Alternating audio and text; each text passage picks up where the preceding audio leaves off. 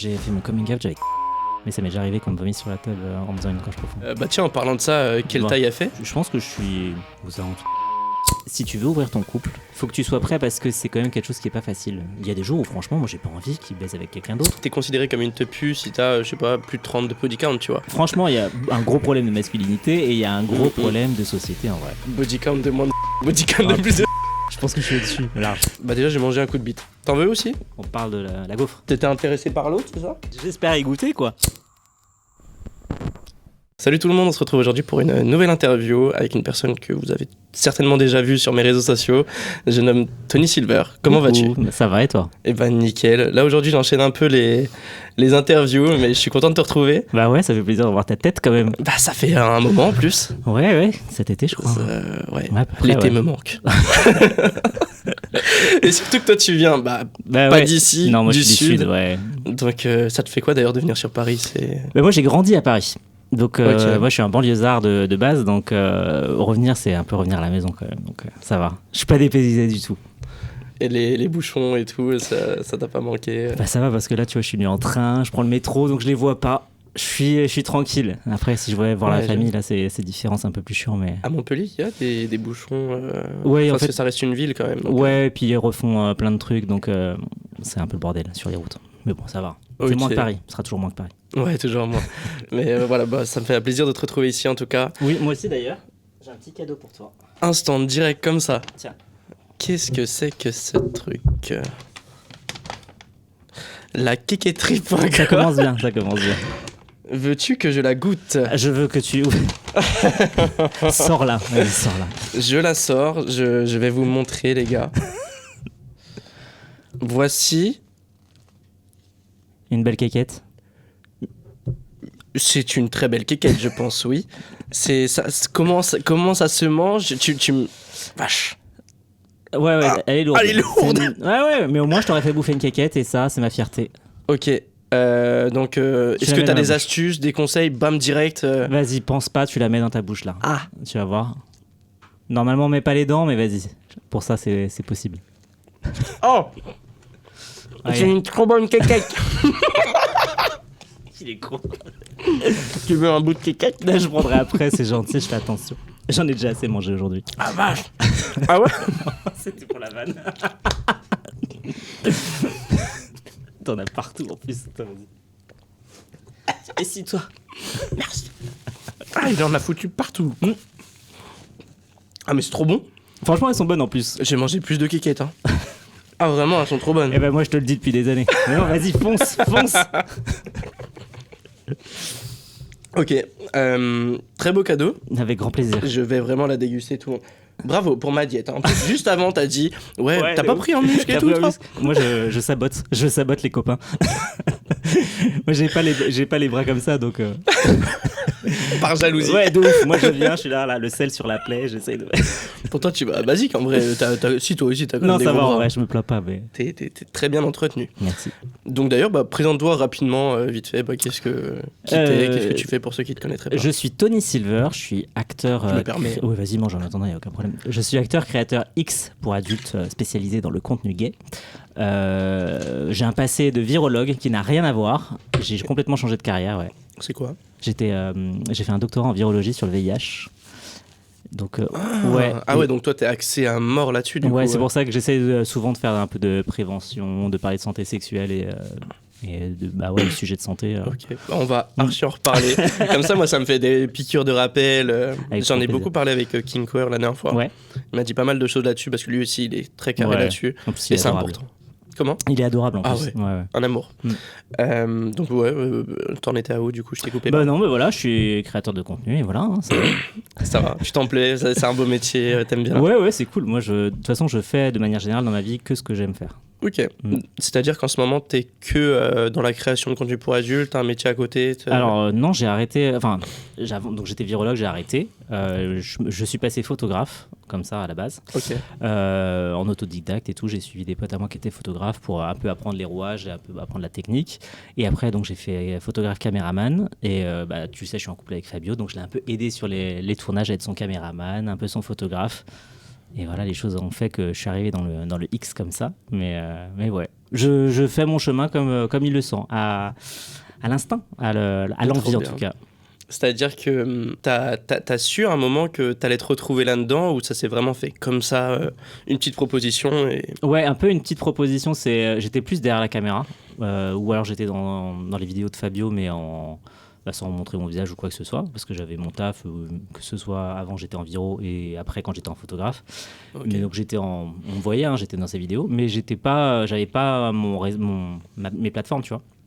Et un jour, je suis caméraman pour Fabio et Manuel Reyes, qui est un acteur pas du tout, qui est un acteur barcelonais.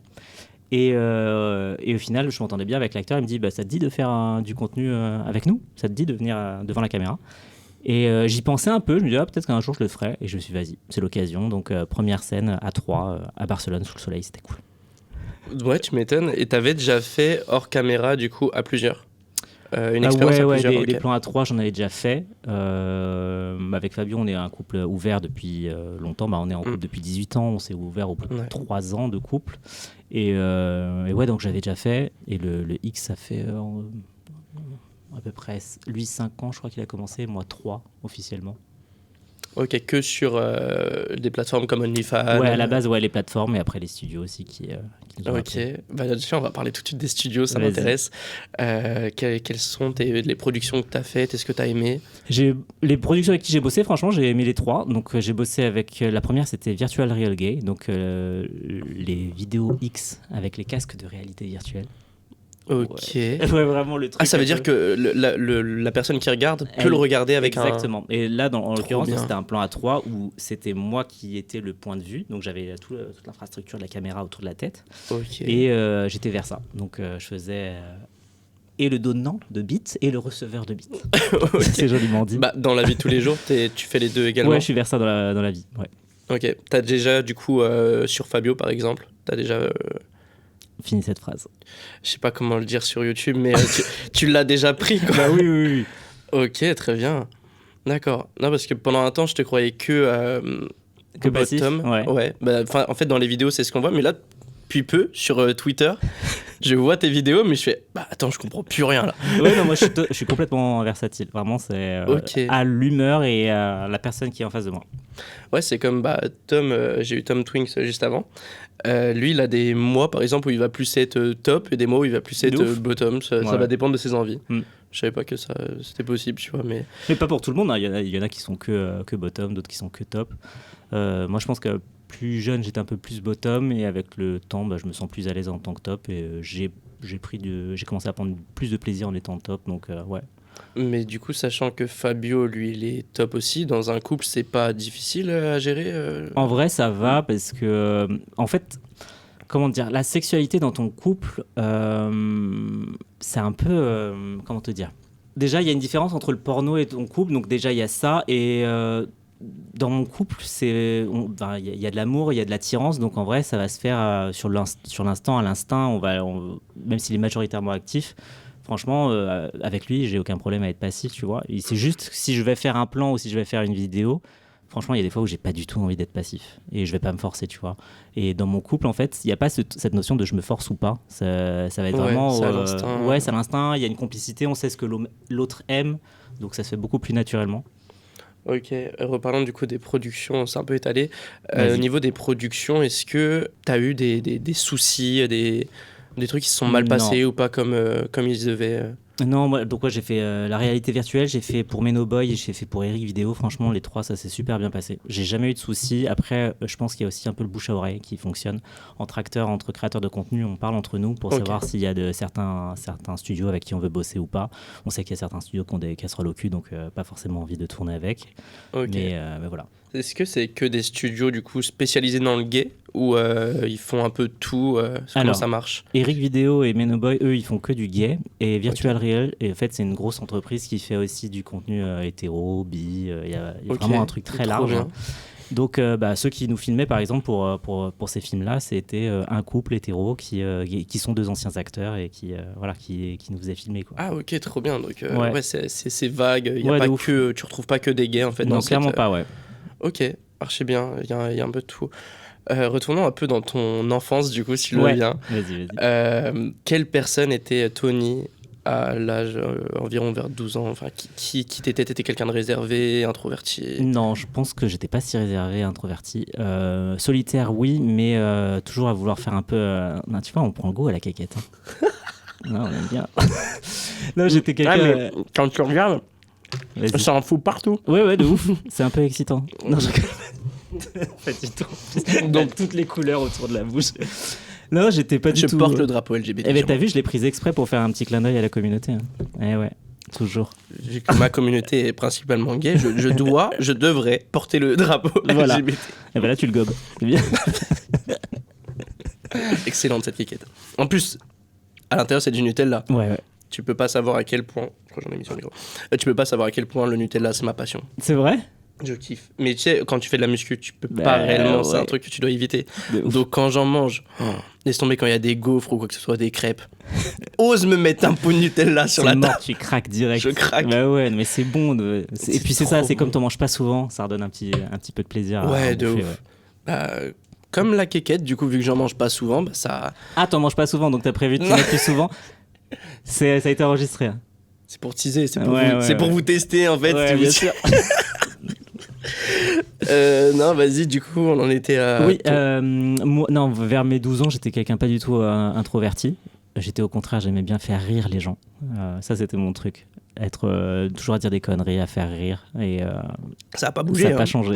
Même dans ma vie de tous les jours, même sur mes réseaux et tout ça, je fais du X, je fais du sexy, mais je fais tout le temps aussi des conneries pour faire rire. Ouais, dans tes stories, ça me fait beaucoup rire. Il y a toujours un truc... je sais plus, la dernière story que t'as mis, je sais plus, là, c'était récemment, je crois. Je sais plus ce que j'ai tapé des barres. Mais je sais plus c'est laquelle. À chaque fois, j'en rigole, en tout cas. Dès que je vois tes stories, j'ai toujours 36 000 conneries qui me passent dans l'esprit. Et je filtre pour pas toutes les mettre, mais il y en a plein qui me passent. Et j'aime bien faire rire, donc je partage un peu de bonne humeur, comme ça. C'était à propos de Blue Sky, je crois, la nouvelle plateforme. Ah oui, par rapport à mon miroir qui était complètement crade et le ciel est bleu. Mais il y a vraiment un raccourci à la Mario Kart que je fais juste pour donner mon Blue Sky. Mais oui, complètement. Oui. J'ai vu en plus la petite passe des... Allez, si jamais ça intéresse quelqu'un...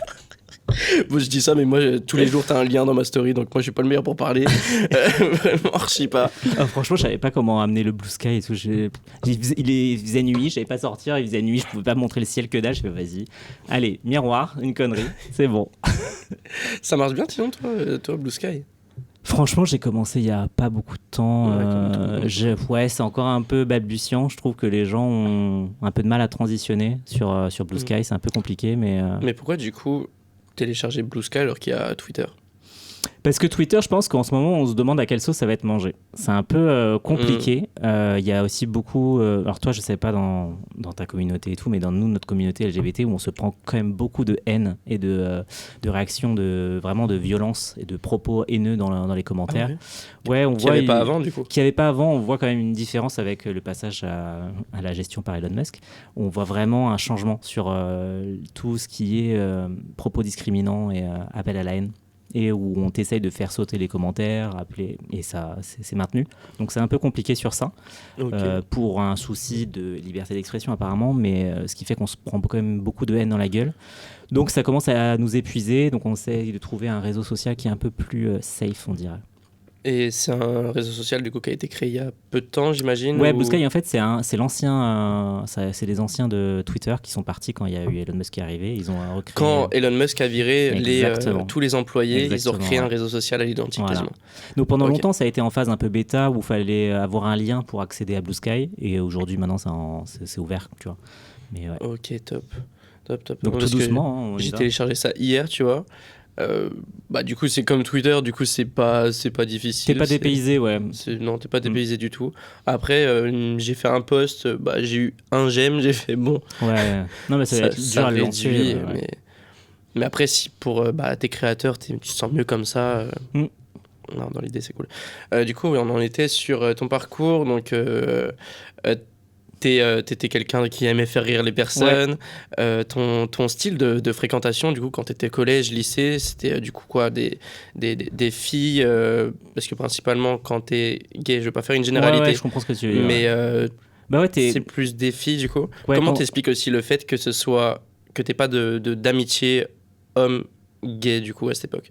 Alors, plusieurs choses. Quand j'étais plus jeune, tu vois, primaire et tout, j'avais un garçon hétéroté, pardon. Ouais, t'inquiète, j'avais compris. J'avais vraiment de tout autour de moi, garçon, fille et tout. Moi, j'entends bien plutôt avec les gens, donc il n'y a pas de souci. Et puis quand tu arrives au collège, tu as un peu ce basculement dans la pensée des enfants où on va commencer à être beaucoup plus méchants les uns envers les autres, on va chasser la différence ou les choses comme ça. Quand tu es un gamin gay, souvent, en fait, les mecs hétéros vont essayer de te mettre sur le côté parce qu'ils veulent pas être associés à toi, ils veulent pas que les gens pensent que tu es gay, qu'ils sont gays ou des choses comme ça. Et il y a toute cette haine qui va être un peu formulée sur les personnes gays, même si à cet âge-là, tu t'assumes pas ouvertement, forcément. Donc c'est un peu plus compliqué. Et au contraire, tu vas être beaucoup plus proche des filles. En tout cas, moi, c'était mon cas, parce que moins jugeante.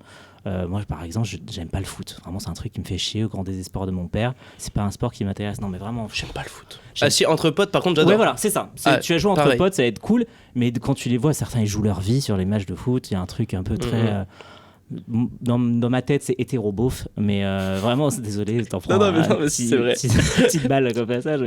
Mais non, mais vraiment, il y a ce truc-là où ils jouent leur vie, ils sont pas sur le terrain, mais il y a de la haine et tout ça. Et t'es là, genre, franchement, c'est qu'un match où les gens ils tapent avec les pieds dans un ballon. Voilà. Calmez-vous, c'est un sport, c'est un jeu. Voilà. Comme la concurrence PSG, Marseille, quoi. Genre, là, genre... Ça, c'est... Et même les drames, des fois, qui se passent à cause des matchs PSG, Marseille, je suis en mode, mais pourquoi faire ? Enfin, ça va trop loin. Aucun intérêt, vraiment. Aucun intérêt.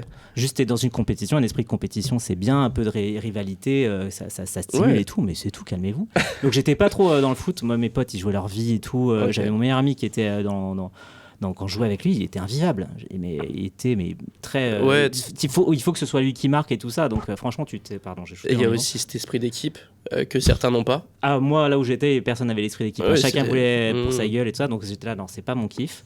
Et je vais plus discuter avec les meufs, dire des conneries. Et après, il y avait aussi mon petit groupe de mecs marginaux, on va dire, ceux qui vont jouer aux jeux vidéo, ceux qui vont jouer aux cartes Magic ou des choses comme ça, avec qui je m'entendais super bien. Ouais.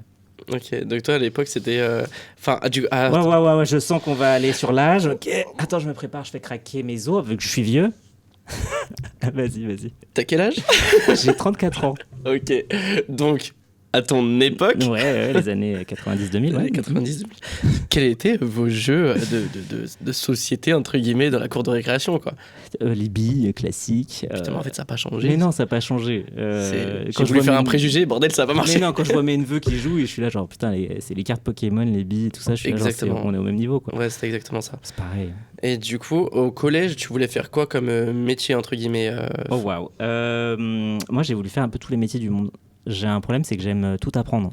Je veux tout savoir de tout. Pas vraiment un défaut. Non, mais quand tu veux savoir vers quoi tu vas, c'est un peu compliqué. Oui. Après, en gros, moi, je savais que j'ai toujours aimé la science, donc je voulais m'orienter vers la science. J'avais joué à un jeu, ça s'appelait, c'est le jeu dérivé de la série X-Files, où c'était un vieux jeu où tu devais mener une enquête et il y avait un petit passage où ça parlait de police scientifique et j'avais surkiffé. Je m'étais dit, franchement, je veux être dans la police scientifique. Donc j'avais fait même mon stage de 3e en police scientifique et tout. J'ai voulu faire ça pendant très longtemps et au final, l'année où je devais passer mon diplôme, donc j'ai fait un IUT pour être en génie bio, l'année où je devais passer mon diplôme, je fais mon diplôme, il n'y a pas de concours après. Je fais OK. Première année où il n'y avait pas de concours. Je fais je vais faire une licence en attendant. Je fais la licence et le concours tombe la même année la même semaine que mes partiels. Je fais je vais choisir les partiels. Au moins j'ai le diplôme qui est sûr. L'année d'après il y avait pas de concours et l'année d'après je faisais mon master et j'étais là j'ai fait le master. Maintenant je continue et j'enchaîne avec un doctorat et après je suis parti dans la recherche pour bosser sur le VIH parce que je voulais absolument. T'as fait le doctorat du coup comme tu m'as dit VIH, ouais. Mais ça fait combien d'années d'études au total alors en gros t'as 5 ans parce que t'as jusqu'au master et après t'as 3 ans en laboratoire. Mais donc t'étais très bon élève du coup. Ouais, plutôt, ouais. Ok. C'est hyper intéressant. D'ailleurs je vois t'as les dents archi blanches, rien à voir. Non, mais il n'y a pas de problème. On part dans tous les sens. Ouais, ça part dans tous les sens. Mais j'ai vu, t'as fait un blanchiment, t'as fait... J'en ai fait un il y a longtemps, mais là, non, pas du tout. Putain, la vache. Quel est ton dentifrice ? Fais-nous une pub. Je suis un peu névrosé de mes dents, ouais. Mais elles sont archi blanches, j'ai vu ça, j'ai fait... Mais what ? C'est limite, ta souris, il y avait le petit king.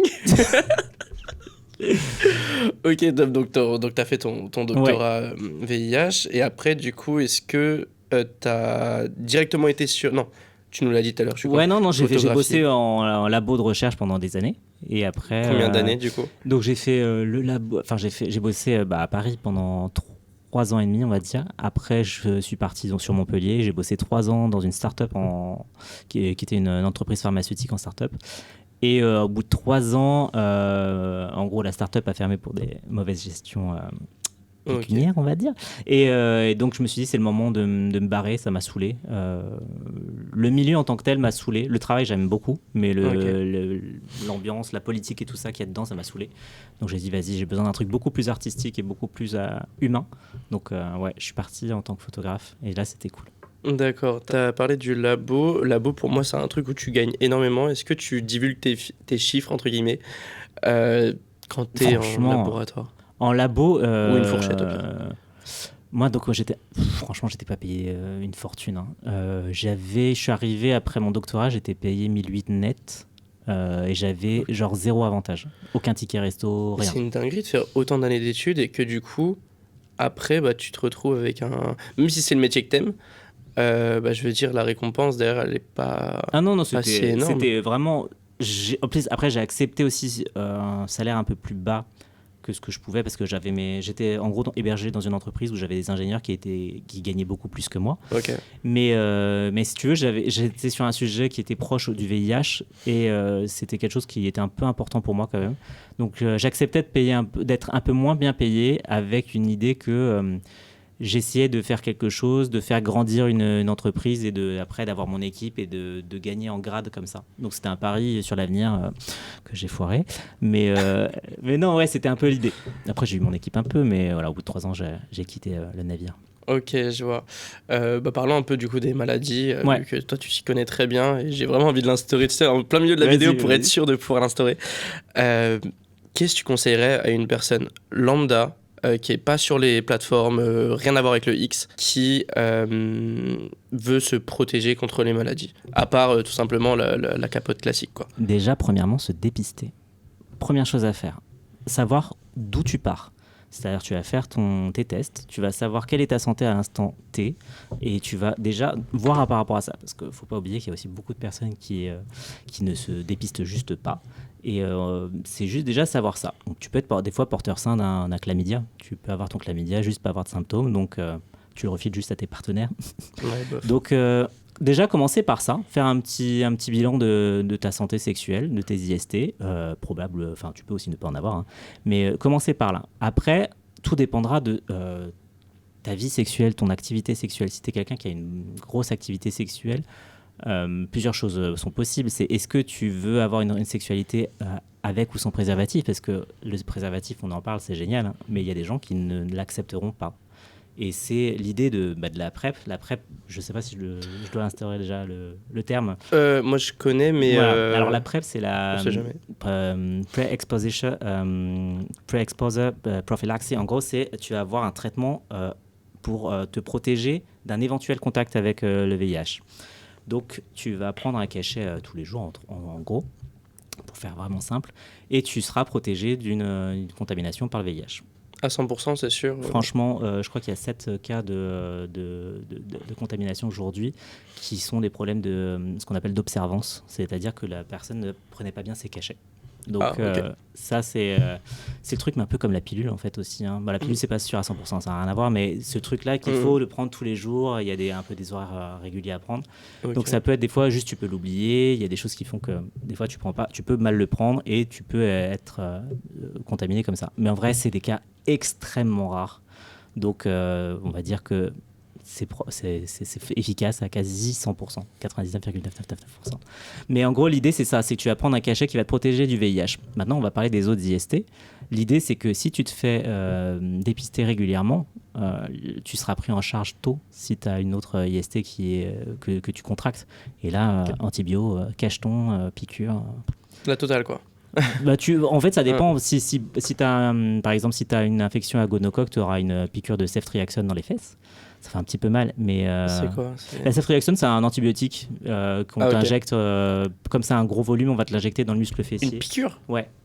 Dans le cul? Ouais, c'est soit dans le cul, soit dans l'épaule. Voilà. Et donc, t'as ça. Si t'as la syphilis, ça sera une injection de pénicilline. Sauf si t'es et pour le chlamydia en général, c'est tu prends de la doxycycline en cacheton pendant une semaine. Voilà. Oh là, je t'ai connaisseur les mots et tout que tu sors. Là vraiment je suis perdu, mais je suis un peu le schéma, tu vois. En gros, l'idée c'est que si t'as une infection, une bactérie ou un truc comme ça, t'auras forcément un antibiotique aujourd'hui qui te permettra d'être soigné de ça. Il y a que le VIH qui est vraiment aujourd'hui encore un peu. Ouais, c'est. Il y a encore le VIH qui est quelque chose dont on ne guérit pas. Donc c'est là où on va avoir la PrEP, la capote.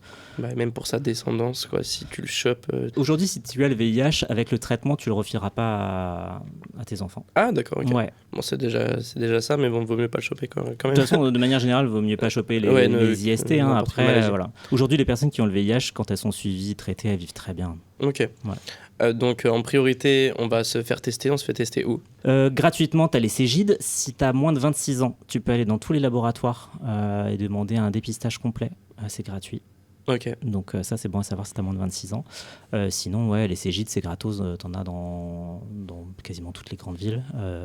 Après, ton médecin, tu lui demandes un dépistage. Okay. Faut pas oublier, donc ça, c'est un truc, des fois, les médecins, ils sont pas forcément bien formés. Si tu as une vie sexuelle, on va dire, où tu as des rapports anaux ou des choses comme ça, il y a 3 sites qu'il faut faire dépister. La bouche, les organes génitaux avant et le petit cucu. Un petit écouvillon dans le cul, c'est pas mal aussi. Un quoi ? Un écouvillon. En gros, c'est un coton-tige, quoi. Un coton-tige, ouais. Un coton-tige dans le cul. Ok, d'accord. Ouais. Ça doit faire space. J'ai l'impression maintenant ils mettent des cotons-tiges de partout depuis qu'il y a le Covid. Ouais, je peux te dire que j'aurais préféré que le Covid il se fasse avec un écouvillon dans le cul que plutôt dans le nez. Hein. Ah ouais ? Ah ouais, dans le nez c'est chiant. Dans le cul ça va, j'ai l'habitude. Oui, c'est peut-être pour ça aussi. Ça me fait pas peur. Bon, l'idée, tu sais, rien que le thermomètre. Bon, après le thermomètre c'est un peu plus gros, mais. Enfin, je sais pas, je m'en rends pas compte. Mais rien que le thermomètre dans le cul, quand j'avais 6-7 ans, je m'en souviens encore, il m'a traumatisé. Ça, j'avoue. Là aussi, récemment, je sais pas, là tu vois, j'ai des petites boules, là j'ai chopé une grippe ou je sais pas, un truc à la con. J'étais à la pharmacie, ils m'ont mis un coton-tige, mais dans le fond de la gorge. Ah, ça c'est horrible. Ça, c'est horrible aussi. Ah ouais, je déteste ça. T'es là, même je pense si t'es une personne qui fait des pipes à la perfection, mais c'est ça doit être horrible. Moi, à chaque fois qu'ils sont là, genre avec leur abaisse-langue ou leur truc, je suis là, oh non, je vais me le faire moi-même, c'est bon. Sinon, je te vomis dessus, mon gars. Je fais pas les gorges profondes, moi c'est pareil, tout ce qui est comme ça, c'est mort. T'as déjà vomi de gorge profonde ? Non, heureusement. Mais ça m'est déjà arrivé qu'on me vomisse sur la table en faisant une gorge profonde. Trop grande. Je t'avais dit quoi ? Non, mais tiens, en parlant de ça, quelle taille a fait ? Je sais pas. Tu sais, quand t'es gamin, t'as mesuré, t'as rajouté 3 cm, mais en vrai, je sais pas. Je pense que je suis aux alentours des 18. Vraiment, je suis pas Rocco Siffredi, quoi. Bon, elle est grande quand même. Hein. Merci. Non, pour l'avoir vu, justement, on a fait une collab ensemble pour ceux qui ne savent pas. D'ailleurs, on peut en parler. Ouais. Qu'est-ce que t'en as pensé de cette petite rencontre qui, malgré tout, a été compliquée dans mon cas, mais en vrai, c'était super marrant et pour une première rencontre. Non, en vrai, c'était ça. J'ai trouvé ça très cool en fait, parce qu'on avait on s'était appelé, je crois, avant pour discuter et tout, et j'avais eu un bon feeling avec toi. Je t'avais trouvé cool. Solène, je la connaissais quasiment pas. Non. Et en vrai, c'était plutôt cool. On a bien discuté, on a bien ri. Et franchement, ça s'est bien passé, je trouve. J'étais plus stressé pour toi parce que je t'ai vu stressé. Putain, mais en vrai, moi, ça va. Parce que pour ceux qui n'auraient pas compris, en fait, dans cette vidéo, problème d'érection, impossible. Et c'est-à-dire qu'en fait, j'avais déjà j'ai dû faire une vidéo avec un homme, ça devait être avec Jeff. Et là, je me retrouve aussi avec 2 hommes, tu vois.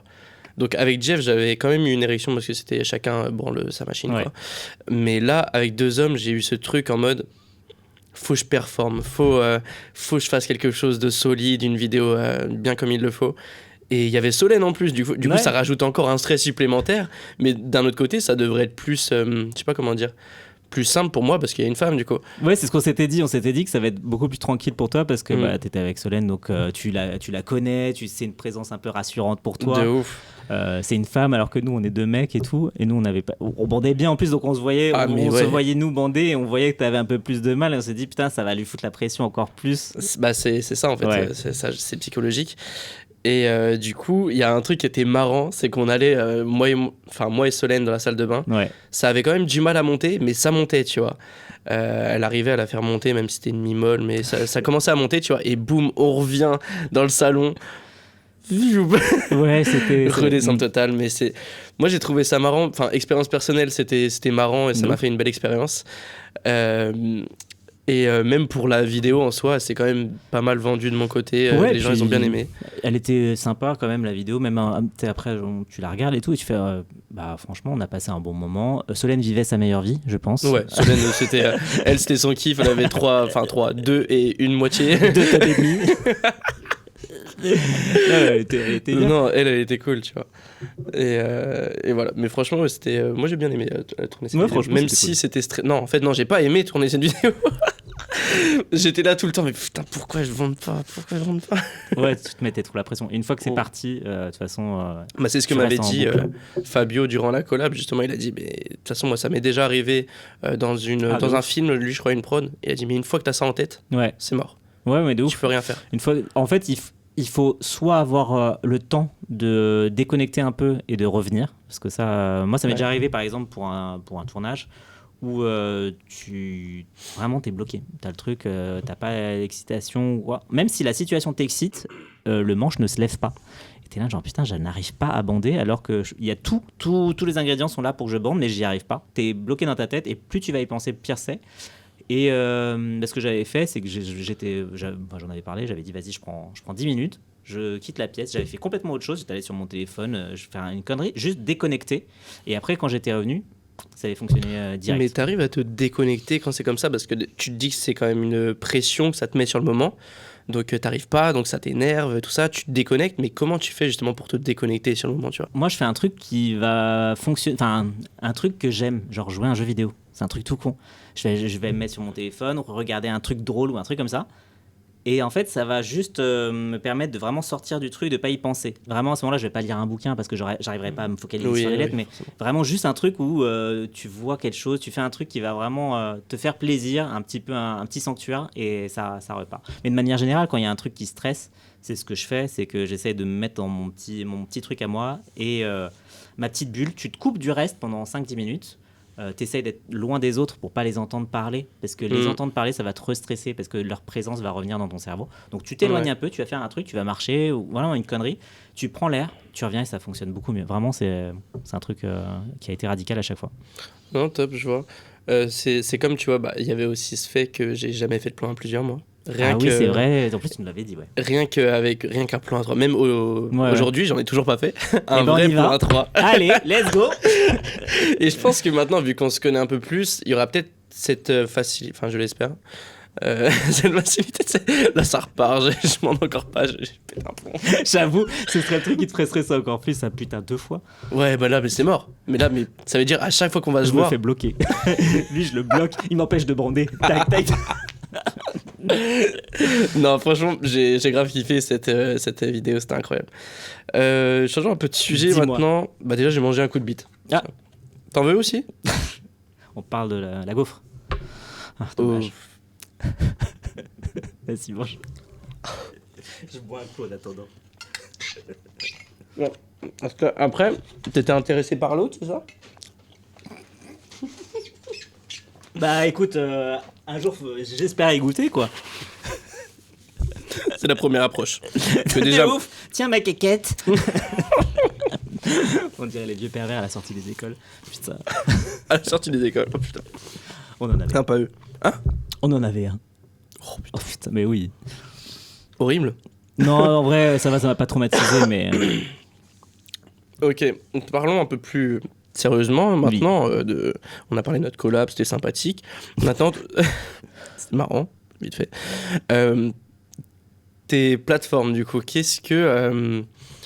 comment toi tu fais, par exemple, pour attirer des abonnés sur tes plateformes? Comment tu marches, en fait? Est-ce que c'est qu'avec Twitter? Est-ce que tu crées une relation de confiance?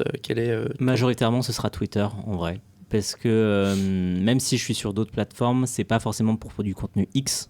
Donc, je vais prioriser Twitter sur ça, parce que les gens s'excitent beaucoup sur Twitter.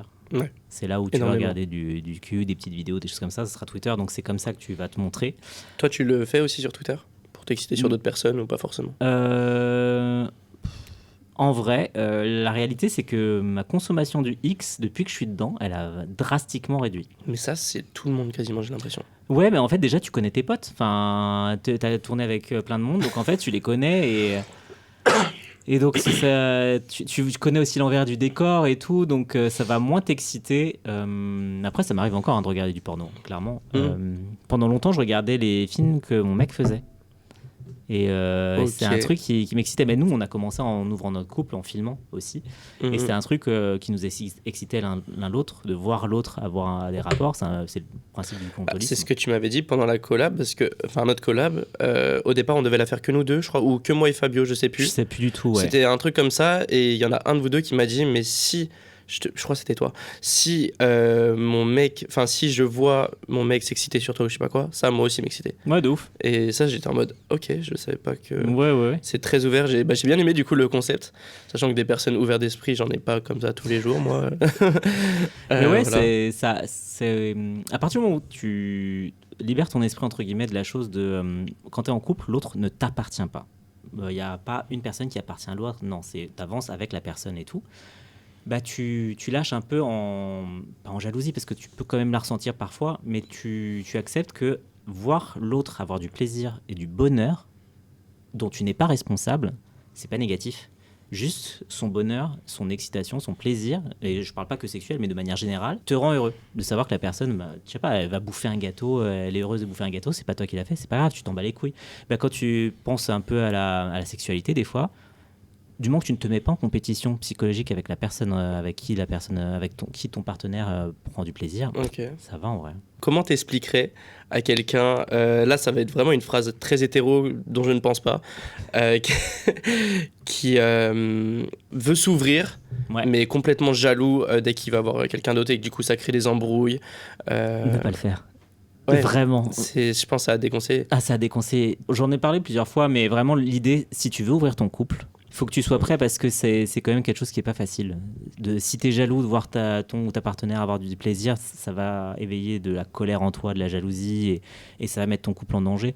Donc, faut pas le faire, faut pas se forcer. De manière générale, dans un couple, faut pas se forcer à s'ouvrir si on n'a pas envie de l'être. Il y a des gens qui sont très bien en monogamie, tant mieux pour eux, hein, vraiment. Moi, je suis en couple ouvert, mais je fais pas du lobbying, entre guillemets, pour le couple ouvert. Chacun fait ce qu'il veut, du moment que tu es heureux et épanoui dans ton couple, c'est le principal. Vraiment, il ne faut pas se lancer si on n'est pas prêt à le faire.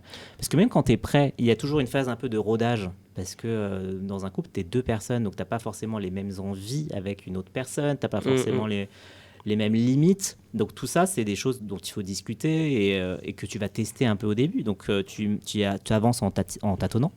Et tu construiras ton couple ouvert comme ça. Mais il faut y aller progressivement et quand on se sent prêt.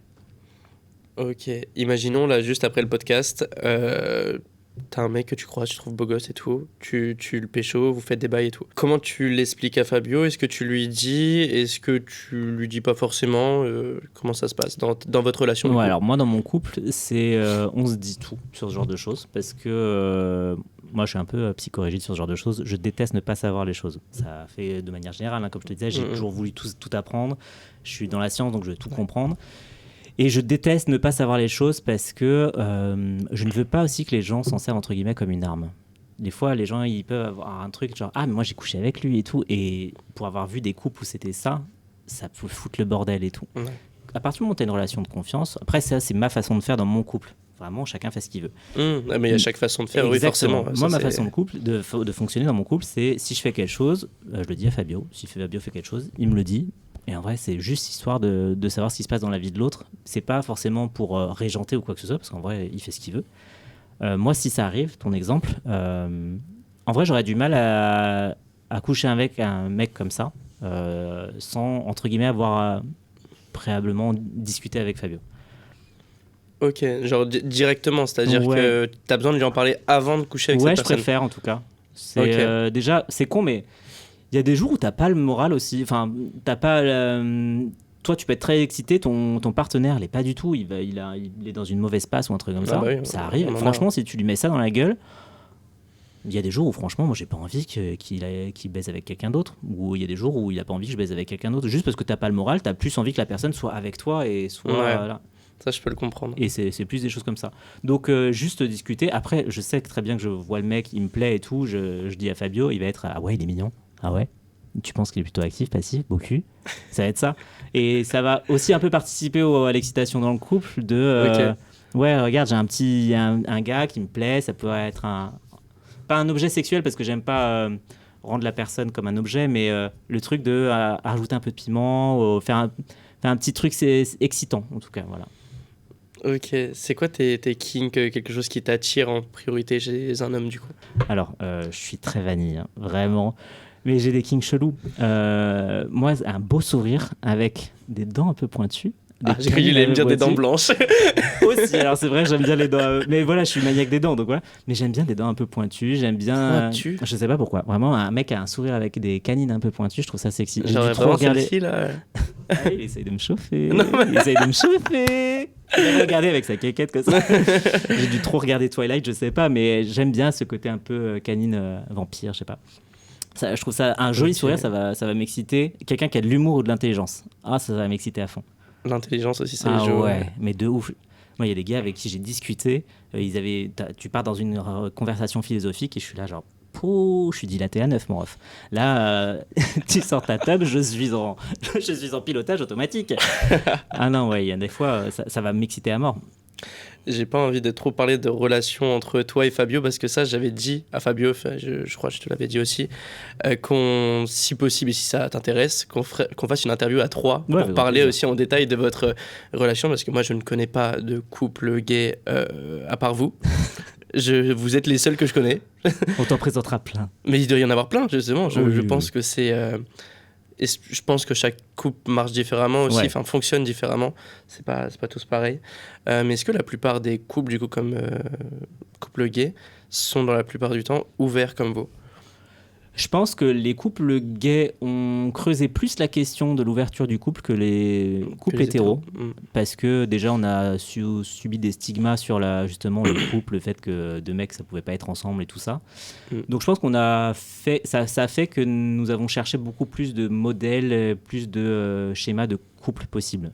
Donc je pense qu'il y a ça. Mais en vrai, je connais beaucoup de couples gays qui sont en couple exclusif, on va dire.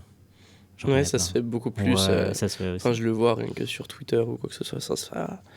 Ils sont tous là, plan A3, plan A4, enfin bref. Ouais, mais je pense que chez vous, les hétéros, il y a un peu ce truc de... déjà, je pense qu'il y a un gros souci sur comment on stigmatise la sexualité des femmes. Donc je pense qu'il y a beaucoup ça qui est problématique dans les couples hétéros et toute la pression qui est mise sur la femme et sur le fait qu'une femme ne doive pas avoir une sexualité complètement libérée. C'est très mal vu par la société.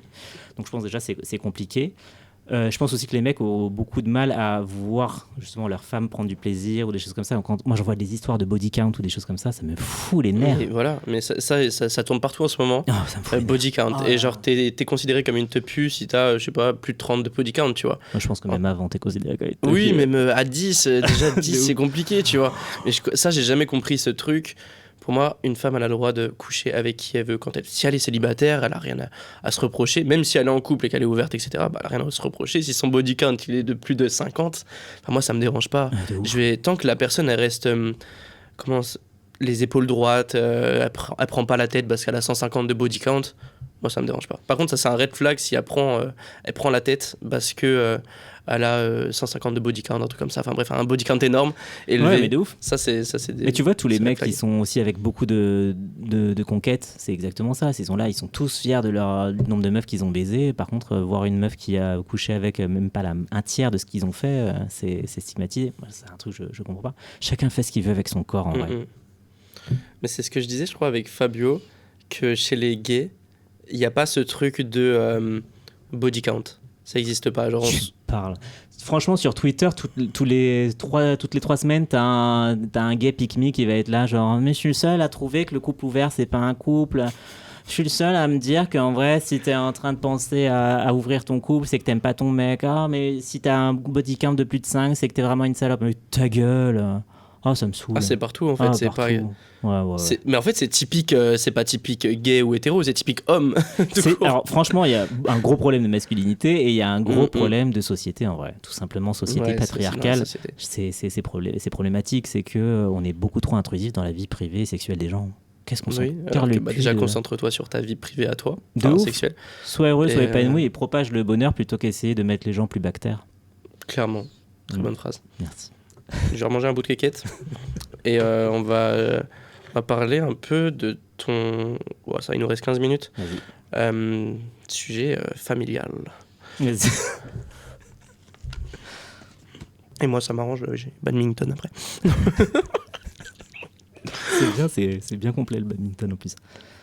Trop bien. Justement, on parlait du badminton. Allez. Non, mais en vrai, c'est trop bien. Moi, je kiffe le badminton. Je te jure, je fais du badminton depuis 1 mois. Avec des potes comme ça, c'est cool, hein. Pour le kiff. Mais on est à fond. Mais tu te déplaces à fond partout, tu rigoles, non, c'est génial.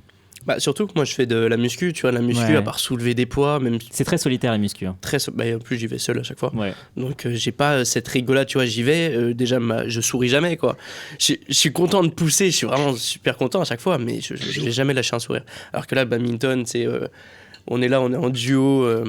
incroyable. Enfin bref, revenons au sujet. Donc la famille, du coup, comment on réagit? On a à peine 10 minutes, du coup. Vas-y. On va essayer de faire assez court, comme ça après je peux te poser des petites questions.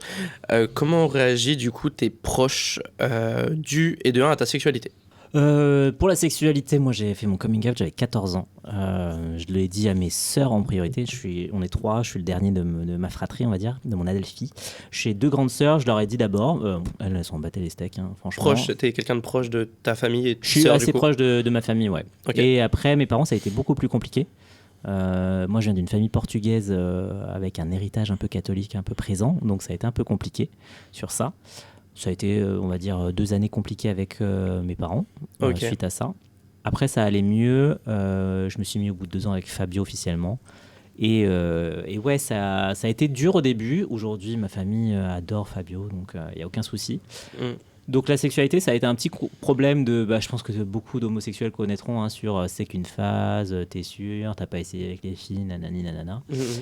Après, sur le travail, ça, je leur ai dit il y a 2 ans maintenant. Ma sœur, j'en ai parlé. Je suis proche d'une de mes sœurs en vieillissant, l'autre beaucoup moins. Mais ma sœur avec qui je suis proche, je lui ai dit, elle a rigolé. Elle m'a dit, tu nous auras tout fait. Hein. Oui. Et mes parents, ça a été encore un peu compliqué parce que je pense qu'ils sont plus âgés, ils sont d'une autre génération. Donc déjà leur parler de couple libre, de choses comme ça, parce que qui dit je fais des films X avec des personnes, il fait donc tu es en couple libre, est-ce que c'est Fabio qui t'a fait aller dans le X? Non, j'ai 30 et quelques années, donc je fais ce que je veux en fait. 30 et quelques. Ouais, parce qu'à ce moment-là, j'étais en train de dire, j'avais quel âge exactement? J'avais 32 ans, je crois, quand je leur ai dit j'avais 32 ans, mais ça faisait déjà mais attends, mais du coup tu leur as dit super tard. Mais j'ai commencé le X officiellement il y a... non, pardon, du coup c'est moi, je me suis perdu. Non, je veux dire, quand tu leur as dit que tu étais avec Fabio, c'était... non, mais ça, j'avais 16 ans. Oui, donc rien à voir. Non, j'ai fait mon coming out à 14 ans. Je parlais déjà avec Fabio. C'est parce que je discutais avec Fabio que j'ai fait mon coming out. Après, je me suis mis avec Fabio officiellement à 16 ans. Ok. On s'est mis ensemble, voilà, jusqu'à encore aujourd'hui. Et lui, il a commencé le X il y a 5 ans à peu près, moi à peu près 3 ans. Et j'ai dit à ma mère au bout d'1 an, parce que je commençais à être un peu connu et tout ça. Et j'avais pas forcément envie qu'un jour elle soit là et qu'il y ait des gens qui disent Tony, on peut prendre une photo avec toi et tout. Voilà. Et je vais quand même le dire. Et c'est tout con, c'est parce que je devais aller chez le coiffeur. Et ma mère, elle me dit en plus, le coiffeur, il est gay. Et je me suis dit, on sait jamais, je vais lui en parler. C'est tout con. Ok, d'accord. Donc merci le coiffeur du coup. Ouais, de ouf. Moi, ça a été compliqué avec ma mère pendant 48 heures, le temps qu'elle assimile tout ça, et puis après c'était mieux quoi. Ta mère, mais du coup Non, c'est juste que c'est elle qui a un peu moins, qui a un peu plus. Mon père, il est un peu plus baba cool. Hein. C'est genre tu fais ce que tu veux. Dans la logique de base, c'est l'inverse quoi. Ouais, mais mon père, avant, il était très macho, très tout ça. En vieillissant, c'est devenu un mec tellement ouvert d'esprit. Des super fois, cool. Ouais, de ouf. Trop bien. De ouf. Donc quoi, des fois la vieillesse, c'est... Ouais, mais clairement. Avant, je suis là, genre... J'aime trop ce qu'il est devenu. Ok, trop bien. On va clôturer. Niveau famille, si j'ai fait le tour à peu près. Donc tes sœurs l'ont bien pris, ta mère, ça a été un peu plus long. Ouais, mais ça va. Aujourd'hui, c'est pas un sujet où elle va me dire, qu'est-ce que t'as fait au travail aujourd'hui? Non. Ah si, c'est ça que je voulais dire. Pour le X, du coup, comment tes sœurs ont réagi? Mais c'est ça que je te dis. C'est franchement, quand je leur ai dit que j'étais dans le X, franchement, c'était... Voilà, mes sœurs, elles s'en foutaient. Ma mère, c'était un peu plus compliqué. Mais voilà, aujourd'hui, en fait, quand je pars en déplacement ou quoi que ce soit, je veux qu'elle le sache, parce qu'on sait jamais si j'ai un accident ou quoi que ce soit. Mais voilà, c'est tout. Ok, en vrai, trop bien qu'il l'ait quand même bien prêt. Ouais. Même si c'est compliqué. Bah, je pense qu'ils ont pris l'habitude, comme me dit ma sœur, hein, je leur ai tout fait. Donc, je suis un peu quelqu'un de libre et je compte le rester. T'es quand même content, on va dire, du parcours que t'as créé. Ah, de ouf. Ok. Comment tu te vois déjà dans 10-15 ans ? Avec des rides Non, mais je sais pas. Franchement, je sais pas parce que ce que j'ai appris, c'est que tout peut changer d'un coup. Okay. Il y a 5 ans, j'étais dans un labo de recherche, tu vois. Mais oui, c'est ça. Après, j'ai été photographe. Je le fais encore, en plus, être photographe et tout. Oui, tu m'as dit, c'est un truc que t'aimes en plus. Mais c'est un truc qui me passionne et je le fais encore. Même si le X prend beaucoup de temps aujourd'hui, je continue à faire de la photo et être caméraman. Mais et puis, tu vois, je crée un podcast. En vrai, j'essaie de faire que des choses qui me passionnent dans la vie. Et je les fais tant que j'aime. Ok. Donc je verrai dans 15 ans où je serai. Est-ce que tu as des projets, genre d'autres projets du coup actuellement que tu es en train de créer ou... J'ai vu que tu te lançais un peu sur Twitch, je crois. Ouais, j'ai ma chaîne Twitch où je fais un peu de gaming parce que je voulais en refaire. Et là justement, je suis en train de penser à un autre format pour parler de sexualité justement. Ça, tu en parlais où ça ? Bah, sur Twitch, tu peux. Ah, tu peux sur Twitch. Tu peux sur Twitch. Il y a une créatrice de contenu, je sais plus comment elle s'appelle, qui parle de sexualité, tout ça. Et je me suis dit, si elle le fait, c'est que c'est pas striké et tout ça. Et j'aimerais axer un peu plus pour le coup pour ma communauté, parce qu'on n'a pas forcément. Comme tu faisais avec ton LGBT ou quoi. Exactement. Et que tu as arrêté du coup. Je l'ai mis en pause parce qu'en vrai, c'est toujours galère de bouger pour faire les enregistrements. C'est le truc qui est plus compliqué en fait. Surtout que vous êtes basé dans le sud, donc il suffit que c'est quelqu'un dans le nord de la France. C'est exactement ça le plus compliqué. C'est que chaque fois, il faudrait que je vienne avec mon matos. J'ai fait en sorte d'avoir du matos beaucoup plus léger, mais ça reste encore un peu compliqué parce que je suis pas financé sur mon podcast, donc c'est un peu compliqué. Oui. Tu payes, tu investis ton argent, donc c'est un peu compliqué, tu le sais très bien. Donc c'est des choses qui sont des choses qui font que tu fais pas aussi facilement que tu veux les projets que tu as en tête, quoi. Et oui, la vie n'est pas gratuite. Quand tu fais un projet, malheureusement, enfin heureusement d'un côté, parce que si tu le fais, c'est que tu en as envie. Il faut aussi investir ton argent, investir ton âme dans ce projet et du temps aussi. Parce que c'est du temps où tu pourrais créer du contenu et faire entre guillemets plus d'argent, mais c'est du temps que tu vas consacrer à faire des choses qui te font du bien mentalement, qui te font plaisir et c'est tout important aussi. Exactement. Du coup, c'est une question que j'avais pas posée et que tu n'aimes pas en parler. Ton body count, s'il te plaît ? Franchement, je sais pas. En vrai, je sais pas. Non, mais les gens qui disent le mot body count. Non, un jour, j'ai voulu compter quand même. Avec le nombre de mecs avec qui j'avais couché, j'étais à 50, je m'en souviens, ce jour-là. Mais c'était avant que je fasse du porno. Voilà. Oui, donc c'était 2 ans en arrière. Ça va, détente. Non, mais j'ai pas de jugement. Sinon, après, j'ai recevoir dans les commentaires. Ah, Jordan, tu juges le body count. Non, en tout cas, je pense qu'on va clôturer. Ah si, petite question. Dis-moi. Vite fait. Je voulais faire un peu un j'aime pas. Ouais. Tu préfères faire cuni ou pipe ? Pipe. Ouais, sans hésiter. Ok. Les pieds ou les pecs ? Pecs. Ok. Les tétons ou embrasser ? Embrasser. Ah ouais, c'est hyper important pour moi. Ouais, moi aussi. Ouais. C'est un truc, c'est ce qui peut me faire lever. Grosse pêche ou petite pêche ? Je ne discrimine pas les pêches, je prends toutes les pêches. Non, en vrai, ça dépend, mais des bonnes pêches, ouais. Body count de moins de 100 ou body count de plus de 100 ? Je pense que je suis au-dessus. Large. Non, mais je veux dire, la personne en face de toi. Ah, je m'en fous. Oui, voilà. Ah ouais, je m'en fous complètement. Parfait. Ah ouais, chacun vient avec son histoire. C'est ce que je voulais entendre. Et c'est passé tellement vite, j'ai même pas eu le temps de te poser tout ce que je voulais. On fera une session 2. Tu viendras chez moi pour le faire. Tiens, on fera l'interview de retour. En été, s'il te plaît. J'ai envie d'avoir du soleil.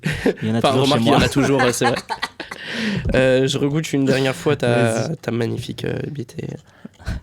On fera la même photo après, mais ce sera pas la gaufre. Je vous jure, vous l'avez vu là, mais il a fait ça avec des yeux, mais très très très très sérieux. Acteur studio. Je suis beau, j'ai fait du théâtre. En tout cas, merci à toi d'être passé. Merci à toi de m'avoir invité. C'était très, très cool, comme d'habitude. Toi et Fabio, je vous adore. Ça s'est passé. Je t'ai dit. Merci pour... j'en perds mes mots tellement elle est bonne, tu vois. En plus, le Nutella, c'est bien visqueux. Ouais, de ouf. Eh bien, très belle interview. Je vous remercie d'avoir regardé. Pensez à poser un petit like, un petit commentaire, un petit follow, tout simplement. Tu me diras dans tes liens de tes réseaux sociaux que je les mette en bio pour qu'ils puissent te suivre, tout simplement. De toute façon, c'est Tony Silver X sur tout. Voilà, c'est plus simple. Ça va. Ouais. C'est très cool, c'est plus simple. De ouf. Eh bien, voilà, c'est une fin d'interview. Merci à toi. Merci et à la toi. prochaine, les gars. Tchuss. Ciao.